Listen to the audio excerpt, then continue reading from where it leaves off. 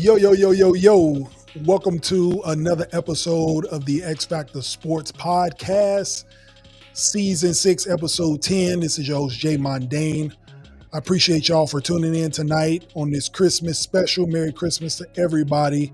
We got a great show for you guys tonight. We are going to dive deep into the NBA. After Milwaukee winning the NBA Cup, we got to give y'all our power rankings going into Christmas. The best day of the year for NBA, 5 games, marquee matchups. So you know we had to do a power rankings. But also NFL stepped in and they had a doubleheader earlier today. So you know we got to dive in some NFL as well. College football playoff. The real college football playoff has begun. All the home teams have already won their home games. Now we go to neutral sites and bowls. So without further ado, we're going to go ahead and get into this with the layup lines. You are now tuned into the X Factor Sports Podcast. All right. Like we said in the opening, the college football playoff has begun. As we've all expected, all of the home teams won over the weekend. And now we get into the neutral site and we get into the bowl games. So I think it's going to be some upsets. And what I mean by upsets is if you look at the betting lines now, the lower seeded teams are actually projected to win and cover and have the spread. So like Texas is technically the higher seed over Boise State, but Texas is favored by like 13.5. So that's what I mean when I'm talking about underdogs and, you know, ranks in terms of college football playoff. 3 out of the 4 games are actually have the lower seeds favored. So we're going to get into that later on in the show, who we think is going to win and why. In the bet that segment, we had to bring that back for the Christmas special. Make sure y'all get some bets in over the weekend, win you some New Year's Eve money. You know what I'm talking about? And then Christmas Day games is what's happening now. Like I said, NFL doubleheader was earlier today, and now we got the 5-game slate going on right now. I think we're in game 4, and then we got the other game at 9:30 after this one. So the NFL had the doubleheader on Netflix, which was crazy. And if they do numbers like the Jake Paul Tyson fight, I could see Netflix turning into a streaming site for sports, probably trying to take over what Amazon Prime is doing with Thursday Night Football. You might see that as early as next season or so. Netflix trying to get a deal, trying to get something going. I wouldn't be surprised by that. So they're kind of dipping their toe into the sports water and getting the streaming happening. So it's exciting to see. The future of sports is changing, how we watch sports, where we go to see them, how we bet on sports. All these streaming sites and may have an option for you to bet in the future. I might have just started something, so don't steal that idea from me. But then we got the NBA obviously going on all of the normal channels you used to seeing them on. Started at noon today, Central Time, and it'll go all the way to 11 p.m. tonight. So best time of year to watch sports. I grew up watching NBA. If you are an NBA fan, this is your favorite day to watch basketball because you get Christmas and then you get nonstop marathon of NBA basketball. So for all my NBA fans, for sure, I'm sure you're excited about this, but I'm glad y'all took some time out to check out the X Factor Sports Podcast on this Christmas night. We are on YouTube and Rumble every Wednesday night, 7 p.m. And then if you want to listen to the audio, you can catch the X Factor Sports Podcast on all the platforms that allow you to listen to the X Factor Sports Podcast. So check us out. All right. So that's what we got for the quick news. So we're going to dive right in. All right. This Christmas special. And this season had me thinking a lot about, I'm talking about the NFL season, had me thinking a lot about these quarterbacks in the era that we're in right now with Mahomes, Lamar Jackson, Joe Burrow, and Josh Allen, right? Everybody saying MVPs up for grabs. These 4 names are always in the MVP conversation. Honestly, Joe Burrow would be in the conversation if the Bengals were better. If they had 9-10 wins, I think he would be in the conversation because he's having the best statistical year of his career on a defense that is awful. If his defense was good, this is how bad the Cincinnati Bengals defense is. If the Cincinnati Bengals defense were bad, Joe Burrow would be in the MVP conversation. That's how bad that defense is. Awful. So it had me thinking about these quarterbacks in this era. And then I thought about the era that I grew up watching and falling in love with the NFL is when the 80s quarterbacks got into their prime into the 90s. The Joe Montanas, obviously Joe Montana was the man in the 80s. Then you had John Elway, Dan Marino, who is my favorite quarterback of all time. I'm not saying he's the best, but if in terms of talent and how gifted he was in throwing the ball, and he was ahead of his time in terms of breaking records and yards and all that. Dan Marino, plus he wore number 13, so that's always a plus. And then you had Jim Kelly up in Buffalo, who was winning a bunch of games in the AFC and getting the Super Bowls, just not getting over the hump. So it had me thinking about that era and this era. I'm old enough to remember both. I'm fortunate enough to have lived through both and watched both. And that's what made me come up with this segment in terms of quarterback throwbacks.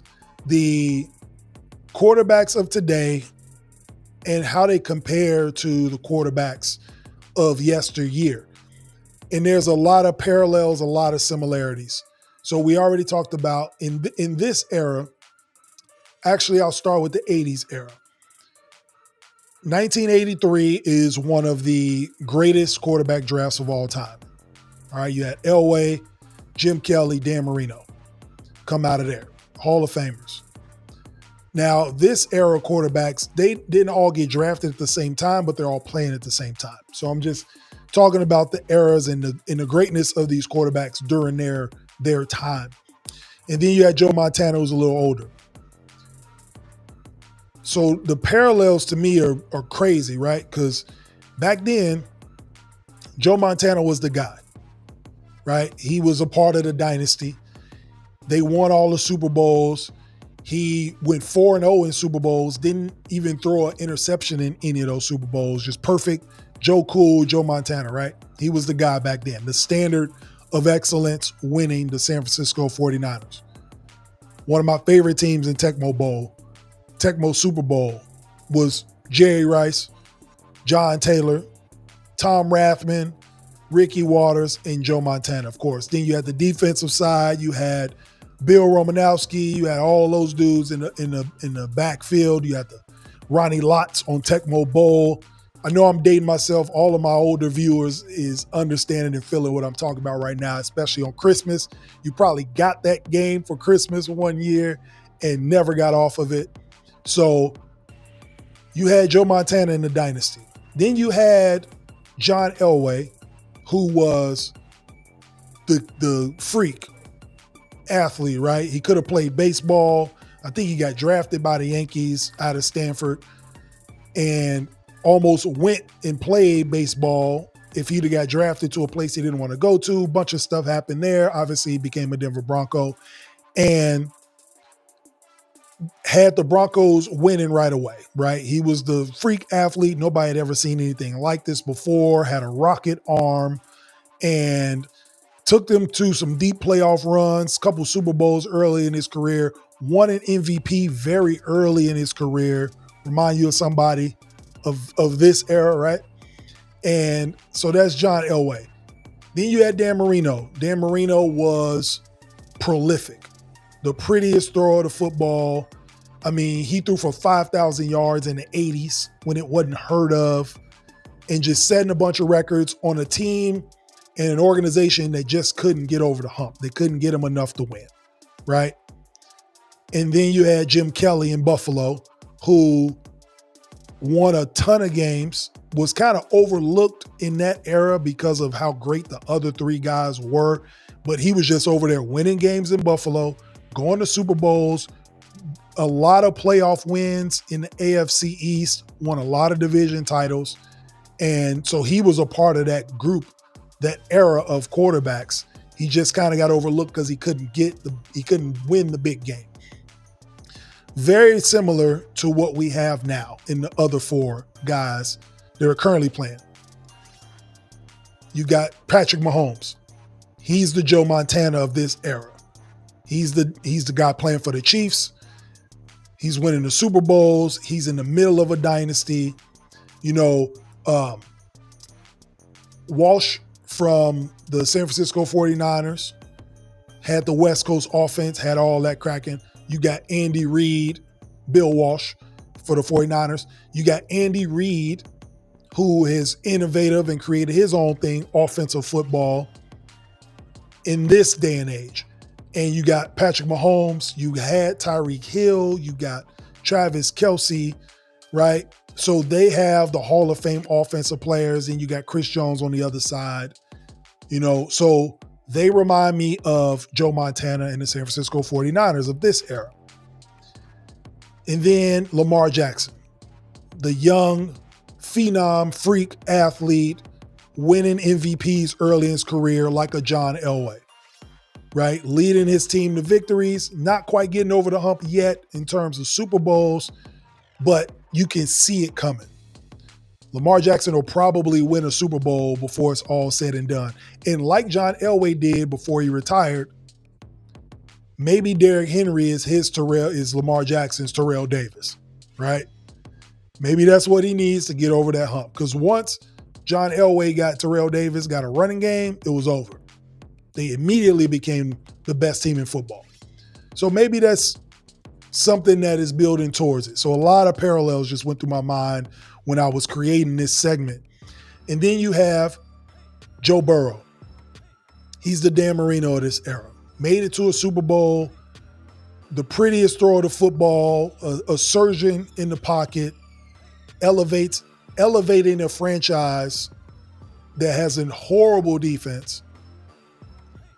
Dan Marino had to deal with that.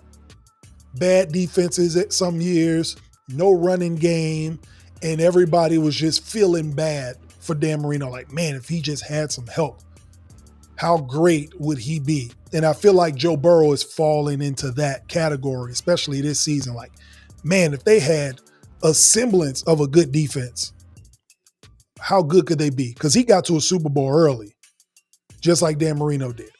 And he's going to throw for crazy yards. He's going to probably end up having all of the passing records when he retires like Dan Marino had. And then last but not least, you got Josh Allen, which ironically enough, he plays for Buffalo like Jim Kelly did. Because he's playing in an era with those three quarterbacks today, if he doesn't win 15, 20 years from now, we're going to be saying, man, Josh Allen was a part of this era of great elite quarterbacks that was winning MVPs and passing titles and Super Bowls and all this, and he just couldn't get over the hump. He won a lot of games in Buffalo. It's crazy that all four of these quarterbacks in this era that I'm talking about are all in the same conference. They're just saying how crazy the AFC is. And two of them are in the same division. But with Josh Allen, it's like he's going to win a bunch of football games. Like when it's all said and done, you're like, damn, Josh Allen had 10 win seasons, 12 win seasons, 14 win seasons, right? AFC East titles back to back to back. I think they clinched their fifth straight AFC title. Like he only been in the league for 6-7 years. He's won 5 or 6 AFC titles. So very similar to Jim Kelly. Jim Kelly got to a Super Bowl, 4 of them, and couldn't get over the hump. And Troy Aikman beat him in a couple, but maybe that's Josh Allen's rival. Like he probably looks at Mahomes as his Troy Aikman. I don't know. But I'm just saying like the parallels are eerily similar where we got these 4 quarterbacks who are defining an era, a generation. Kind of like those 4 quarterbacks I talked about that defined my youth when you talk about quarterbacks. Yes, it was other good quarterbacks in there. I mentioned Aikman, Brett Favre. But when it came to the top guys who you knew were great, it was Joe Montana, Elway, Marino, and Jim Kelly. Jim Kelly was great off the strength of the Buffalo Bills being a good team, and he was the quarterback. but they won. And he was the reason they won. He played his best football in the playoffs, similar to Josh Allen. Josh Allen plays his best football in the playoffs. The Bills don't lose games because of him, right? And that's how Jim Kelly was. Like, they didn't lose games because of Jim Kelly. It was, they came up against a juggernaut or another dynasty. And I feel like that's where the parallels come into play. So I wanted to throw that out there for y'all. I want y'all to let me know what you think, especially my viewers that are old enough to remember the guys that played in the 80s and 90s and looking at these guys now. Do you guys kind of see the parallel where Montana and Mahomes kind of are similar, and then Lamar Jackson and John Elway, Joe Burrow, Dan Marino, and Jim Kelly and Josh Allen? So y'all let me know what y'all think. Again, you can always like, share, and subscribe on YouTube and Rumble, and then all the social media platforms. You can catch all the reels throughout the week of all the segments. Be sure to follow on all platforms, and then listen to the X Factor Sports Podcast anywhere where you can catch audio podcasts. All right. Appreciate y'all for tuning into that segment. So now we're going to shift gears. Okay. So we got some football in there. So now we're going to go ahead and get into the NBA. Like I said, we had NFL earlier today. We got basketball going on as we speak. So we got to talk about these power rankings. We haven't done it in a while. The NBA Cup already went past. Milwaukee Bucks won it. So let's see right now. We're almost midway through the season. We got pretty much 2 months of basketball in. We can talk about who we have in these power rankings. So let's go ahead and dive into that. All right. So at number 10, even though they losing all of their players, I think they 4 top lead scorers are out. Mo Wagner tore his ACL. I don't know when Paolo Banchero coming back, but the Orlando Magic are still finding a way to win games. Shout out to Jamal Mosley, the coach. And I don't know how they're doing it, but they just keep winning. And with players dropping like flies, they are beating the middle of the pack teams in the NBA, but they struggle against the elite teams, which is to be expected when you don't have all your horses and you're a young team.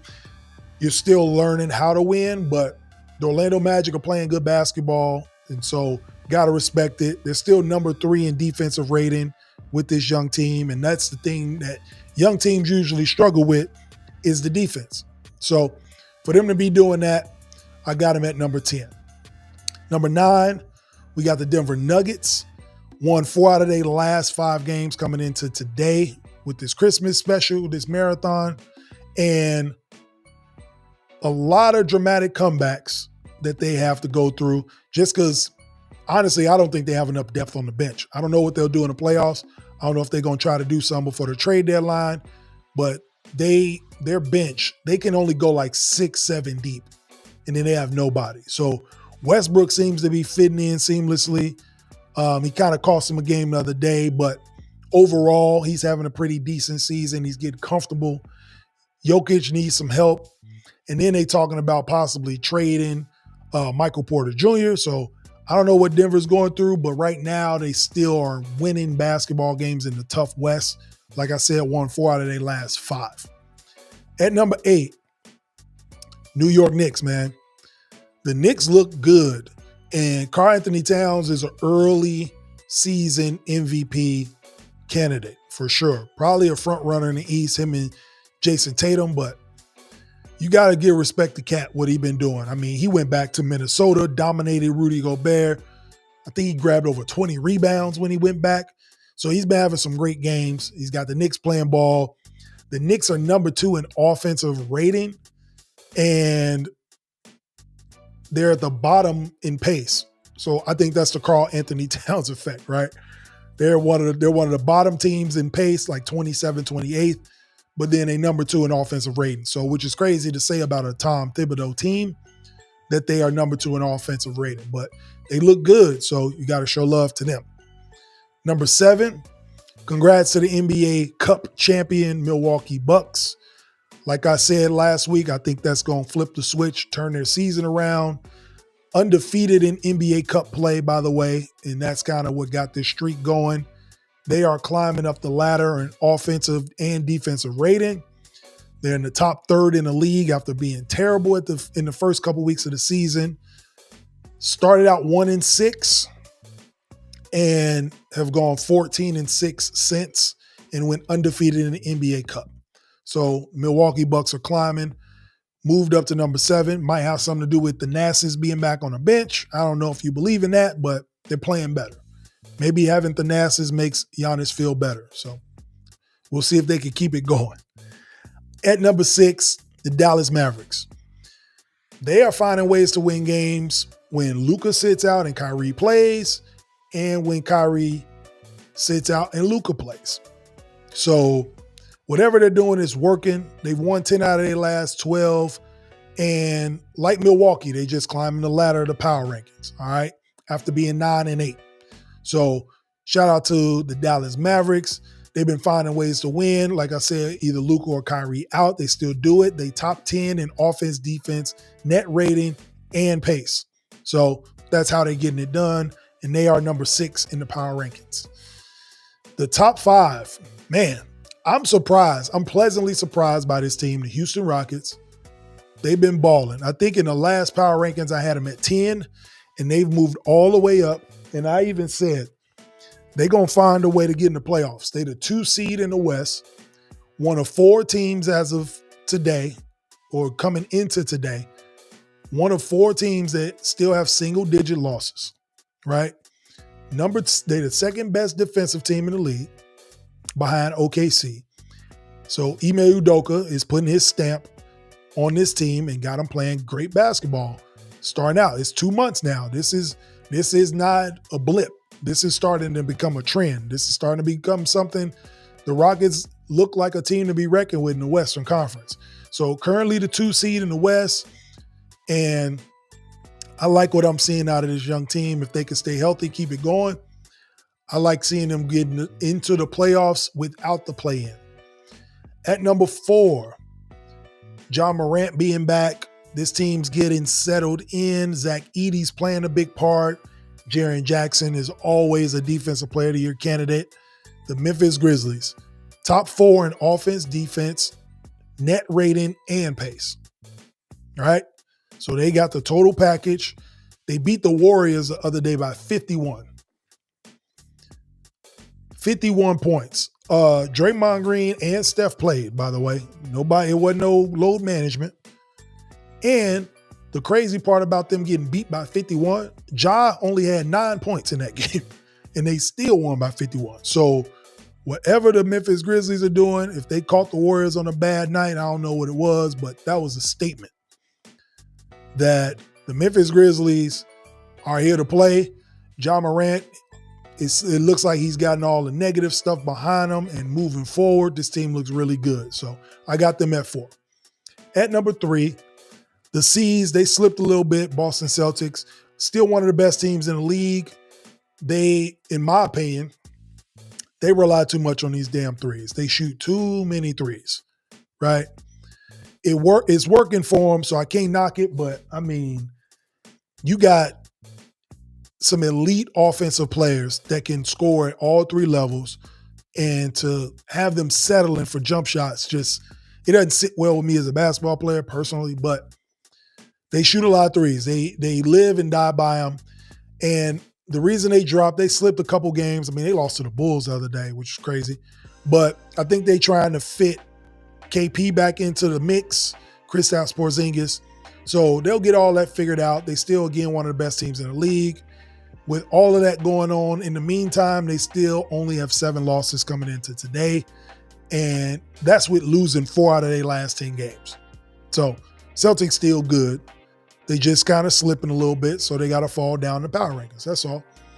But at number 2, OKC Thunder, even after losing in the NBA Cup, they are on an 8-game winning streak because they don't count the NBA Cup championship game in the standings, which is weird, but whatever. It is what it is. So they number 1 in net and defensive rating, one of the best defensive teams we've seen in a long time, and number 1 in point differential. So They're going to lock you up and they can score, right? They get Jaden Williams back. He came back a couple games ago. So they're going to get him in the mix. That's going to help them defensively. That's going to help their depth. That's going to help them off the bench. So they got a tough stretch ahead coming here, starting with Christmas today and moving forward. So we'll see how they fare. But right now, they are the number 2 team in the league in the power rankings. And that number 1, they stay at the top. I think the last time I did a power rankings, they were still undefeated. So now we got the Cleveland Cavaliers, and they're top 10 in everything. Won 9 out of their last 10 games. Number 2 in point differential behind OKC. Only 4 losses on the season. They just beat the hell out of the Bucks. After the Bucks won the NBA Cup, Cleveland said, all right, that's cute. Y'all got y'all NBA Cup. Now we getting back to real games, and we go ahead and smack y'all around real quick. So they did that. But as it stands right now, the Cavaliers are playing the best basketball. They're the best team top to bottom. They have been from start to right now in the NBA. So that's why they're the number 1 team in the power rankings. They're about to get ready for a tough West Coast stretch. So when the next time we do a power ranking, we'll kind of see where they land. But right now, I got them at number 1. So that's your power rankings. We got Orlando, Denver, as you can see on the screen, Knicks, Bucks, the Mavs, Rockets, Grizzlies, Celtics, Thunder, and Cavs. So you guys let me know what you think. Do you like those rankings? You think they need to be switched around? You think somebody needs to be added in and kicked out? Let me know. You can always comment on the show anytime you're watching. We're on YouTube and Rumble every Wednesday night. All right. So now that we got the NBA out of the way, we're going to go ahead and dive into what I told you we were going to dive into, and that is the Bet That segment. We got a college football playoff special Bet That, but we only doing a 4-leg parlay, all right, because it's only 4 games that we're going to talk about. And so, like I said in the layup lines, we have teams that are ranked higher or seeded higher. I shouldn't say ranked higher, seeded higher in the college football playoff that are actually favored to win. But I'm going to dive into our Bet That segment. So be sure to lock these bets in, because this is what's going to happen over New Year's Eve and New Year's Day. First game we're going to talk about is Penn State and Boise State. I think that's the game that's actually on New Year's Eve, on Tuesday. I got Boise State covering this spread. 13 points is crazy to me. Penn State, I don't think has played against a running back like Ashton Jenney yet. I feel like he's going to come out with a vengeance because he did not win the Heisman Trophy. They've had weeks to prepare for Penn State. The game is going to be on the West Coast. I think it's the Fiesta Bowl, so they'll be in Arizona. Boise State will travel. They have had some success in the Fiesta Bowl, if you remember them upsetting Oklahoma years ago. So I got them covering this spread, right? I don't think they're going to lose by 2 touchdowns. I know they are Boise State and they're in the lower level, and everybody is looking to see this so they can be like, see, I told y'all these low-level schools shouldn't be in these playoffs. I think Boise State will show up, and I think they will play a good game and cover this 13-point spread. So I got Boise State to cover. The next one, Texas and Arizona State. Now, I don't feel the same way about Arizona State that I felt about Boise State. 13.5 seems like a lot, but when you're playing against arguably the best defense in college football, and Arizona has not ran into this in the Big 12, I think Texas covers this spread. I think Texas beat them by a lot. And again, just with Arizona, with the layoff, there might be a lot of pressure on them to perform. I think Texas is ready for this big moment. Arizona State, I don't know when the last time they played in a game of this magnitude. So Texas travels better than almost anybody. If this game was on the moon, I think Matthew McConaughey would be there. He'd find a way. Elon Musk will get him there. But I got Texas covering this spread, 13.5, and I think they'll be more comfortable in this stage. I think having a game last week kind of warmed them up, got them ready to understand what they're going to be up against in the college football playoffs, so I'm taking Texas big against Arizona State. Now, this Ohio State-Oregon game, this might feel like a national championship. This is the second time they're playing.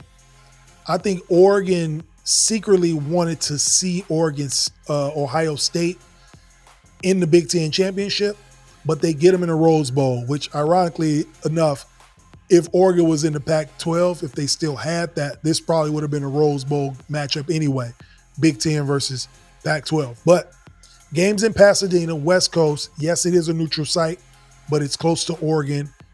Ohio State travels well. It gives them an excuse to get out of the cold. So you might see a lot of Buckeye fans in Pasadena. But I'm taking Oregon on the money line. And the reason I'm taking Oregon, Ohio State are 2-point favorites, I believe. But the reason I'm taking Oregon is because they have the better quarterback. I think the only reason that Ohio State is favored is because they lost a close game in Eugene when they played earlier this year, and this game's on a neutral site. So people feel like Vegas feels like Ohio State can win on a neutral site. But I'm going with the better quarterback in this game, and Dylan Gabriel is the better quarterback than Will Howard. So I'm taking Oregon straight up to win this game. It'll probably be a shootout. It could be, I don't know what it could be, but it's going to feel like a national championship type game. And I think Oregon pulls it out. And then the last game on the parlay, we got Notre Dame and Georgia. Okay.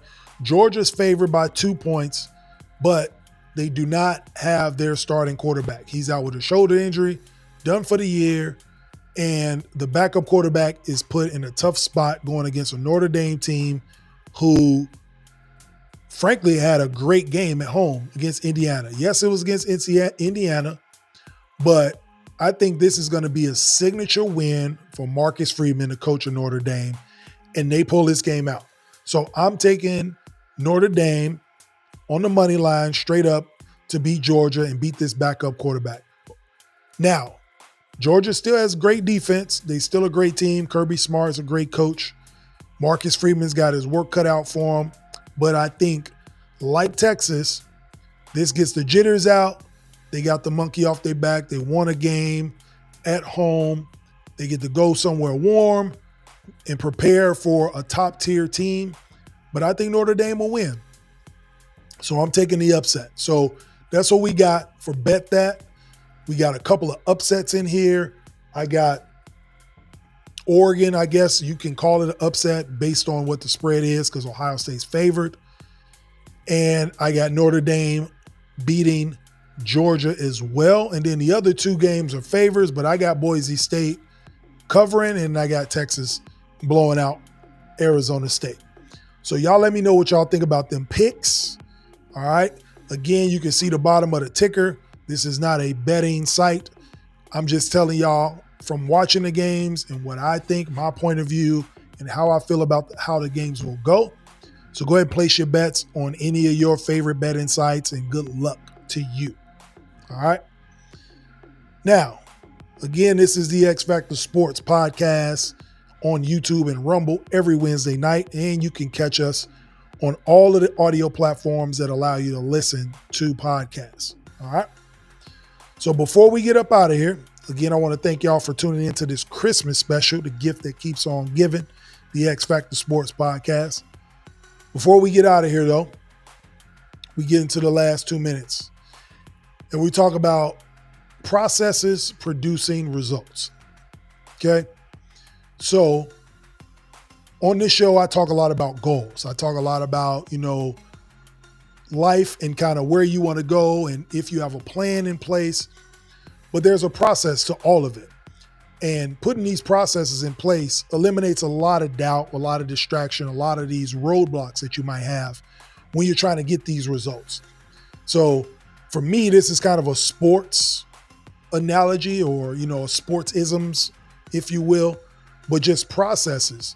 Anytime you're trying to get the result you're looking for, if you have a process for it, it'll produce the results. So think of this, for example, when I work out, there's a process that I need to execute in order to get the results I want. I'm a morning person, so I get up early in the morning and get the workout out of the way. Why? because after work or in the afternoon, I'm not going to want to do it. I know that about myself. So I have to put processes in place in order to execute and get the right results. So you can parlay that to any form of life, anything you're trying to get done or anything you're trying to achieve, putting a process in place for that and putting those things together will bear you the results that you are looking for. So just keep that in mind. Anything you're trying to get done, anything you're trying to accomplish, processes produce results. And the lack of those processes will probably produce a negative result. So just make sure you got those processes in place and put together a routine to get the result you're looking for. All right. This is Jay Mondaine of the X Factor Sports Podcast. I appreciate y'all for tuning in. If you like the gear, I know y'all probably peeped the hoodie. It is hoodie season. I told y'all they were coming. We got them in time. Shout out to Kev and Sarah for getting them done for me. I appreciate y'all. And you can scan the QR code at the bottom of the screen if you are interested in getting any X Factor Sports Podcast apparel. For all my listeners that are on all of the audio platforms, you can go to the X Factor Sports Store.com and you can look at all of the apparel there, hats, shirts, any shirt size, any sweatshirt, hoodie size, any color. You can pre-order before we get to the season finale, which is in 2 weeks. We will be live at Bogey's Windy City Pub doing the X Factor Sports Podcast Season 6 finale. And we will have apparel there. It's going to be a great time, a live episode in front of a live audience. Be sure to come out, support, check out the show. It'll also be on YouTube as well if you're not in town. But come on out and support your boy, the X Factor Sports Podcast. Season 6, episode 10 is through, the Christmas special. I want to thank y'all for tuning in. I hope y'all have a great night. I hope that y'all enjoy your Christmas. Happy holidays. I will see y'all on New Year's Eve. Peace.